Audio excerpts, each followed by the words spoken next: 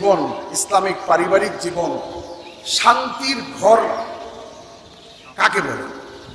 যদি বলেন যে একটা শান্তির ঘরের জন্য ওয়াশিং মেশিন লাগবে, মাইক্রোওয়েভ ওভেন লাগবে, এয়ার কন্ডিশন লাগবে, দামি খাট লাগবে, দামি ওয়ারড্রপ লাগবে, দামি কার্পেট লাগবে, তাহলে আপনার আমার বক্তব্য অনুযায়ী ১৬ লক্ষ সাহাবীদের কেউ শান্তি পায় নাই। তার কারণ তাদের ঘরে এগুলো ছিল না।